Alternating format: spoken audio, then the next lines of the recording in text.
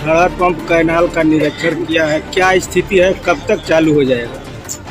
बिहार सरकार की लापरवाही, सिंचाई विभाग का निकम्मापन अगर नहीं होता तो यह पूरा कार्य पिछले साल ही पूरा हो गया था खेती के समय। लेकिन बिहार सरकार के भीतर जिस तरह का निकम्मापन है उसका कोई अंदाजा नहीं। 1 साल विलंब से चालू होगा, चालू तो इस साल ही हो जाएगा क्योंकि इसमें काम कुछ बचा ही नहीं था।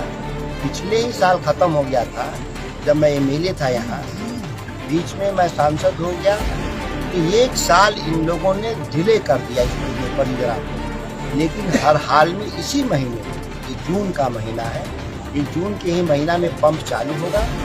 और ये किसानों के लिए जो इतनी इस पंप से संबंधित समस्याएं, वो भूमि अधिग्रहण का सवाल हो या बिजली के डिजाइन का सवाल हो या नहर के कैनाल में सबवे का सवाल हो, सारे डिजाइन को बदलवा करके जो हमने निर्माण की पूरी प्रक्रिया पूरा करा दिया था, केवल और केवल इसका बटन स्टार्ट करना था।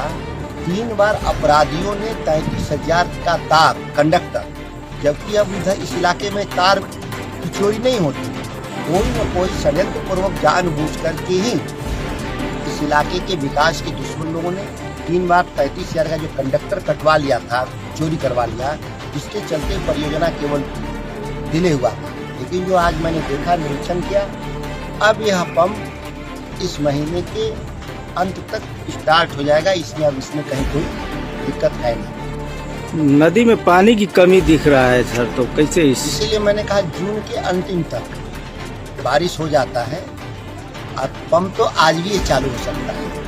ये नदी में पानी नहीं है और नदी में पानी उत्तर प्रदेश सरकार के कंट्रोल में है। तो 3 ऊपर डैम बने हैं इस नदी में ऊपर, वो सरकार, उत्तर प्रदेश सरकार से पानी ले नहीं पा रहे हैं बिहार सरकार के। 300% तो पानी मिलना ही चाहिए हम, जो मुख्य नहर के जरिए, नदी को छोड़ दो, तो मुख्य नहर के जरिए 300 मूसा खाल से, जो कभी भी 250 से ज़्यादा नहीं मिलता। मैंने कहा ना कि बिहार सरकार में बैठे हुए लोग जो है ये केवल गाल बजाते हैं, उनकी हैसियत नहीं है कि उत्तर प्रदेश सरकार के अधिकारियों से बात करके 300% पानी ले लें तो नहर में हमारा पानी की समस्या ही खत्म हो जाएगा। जब भी 300 कैपेसिटी पर क्यों नहीं चलता? जब भी हम लोगों ने उत्तर प्रदेश सरकार के अधिकारी उत्तर प्रदेश के सीमा रेखा में जो नहर है उसकी कैपेसिटी डिटोरिएट कर गई, घट के अब 200% का। बिहार सरकार अपना हिस्से का पूंजी दे देती, उत्तर प्रदेश सरकार के साथ साझा कर देती, तो 200 से 300% का अगर पुनर्स्थापन हो जाता तो समस्या ही समाधान था। लेकिन बिहार सरकार में एस्टीमेट घोटाले के तो सिवा है नहीं। जहाँ पानी आना है वहाँ उसके स्ट्रेंथन के लिए पैसा नहीं दिया, उसके नीचे बिहार साइड में पक्कीकरण के नाम पे 100 करोड़ रुपया लूट लिया। सब ये किसान हैं, जितना ढलाई किया है नहर का, मुख्य नहर का, सब जगह पेड़ जम गया, सब जगह क्रैक कर गया। आप बीच रास्ते में देख लीजिएगा, वीडियो बना लीजिएगा कि 100 करोड़ रुपया का किस तरीके से लूट हुआ इस इलाके में। भाजपा के जो डबल इंजन सरकार है वो यह स्पष्ट रूप से दिखाई दे रहा है। 100 करोड़ रुपया कोई छोटा रकम नहीं। इस पंप कैनाल से कितने गांव के किसानों को फायदा होगा? इस पंप से करीब मिनिमम 20-22 गाँव का अच्छा पकड़ होगा। थोड़ा बहुत अन्य गाँव में भी जाएगा। 20-22 गाँव, पूरा ढड़हर पंचायत, पूरा छाव पंचायत, इसके अलावा खजूरा पंचायत का कुछ हिस्सा खंदौरा पंचायत है। ये करीब 3 पंचायत मोटकल 20-22 गाँव से कम इसका पटवन ये चला जाएगा। कोहिरा नदी के किनारे तक पानी इसका, यमुना नदी के किनारे तक इसका पानी चला।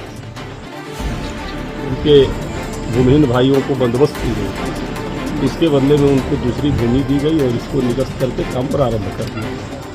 तब से निर्बाध काम चलते रहा और पिछला जो 4 साल में जरा बता दो कि इस पंप पर कितने बार है और लगातार।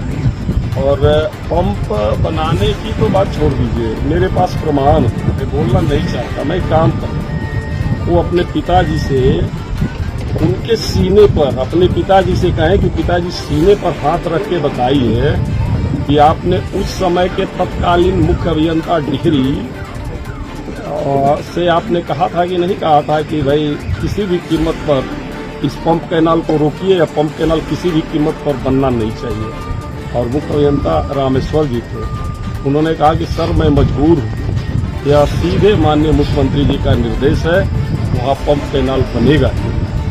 और दूसरी बात आपको बता दूं, मैं चर्चा नहीं करता, विवाद में नहीं जाना चाहता। जिसमें पंप कैनाल हमारा बना है उस पर इन लोगों ने सिविल सूट कराया था। उस सिविल सूट को मैं कोर्ट में खड़ा होकर स्वयं लड़के और माननीय न्यायालय से हाथ जोड़ के आग्रह किया था कि ये इस इलाके की किसानों की रोजी और रोटी का सवाल है, आप इसको इस क्या कहते हैं रीड को खारिज करिए। खारिज कराया। जब इसका निविदा हुआ था तो लोगों ने परिवाद डलवाया था। कौन डलवाया था मैं नाम नहीं लेना चाहता, और ज्यादा बोलेंगे तो वो परिवाद का हस्ताक्षर भी है मेरे पास जिन्होंने परिवाद डाला।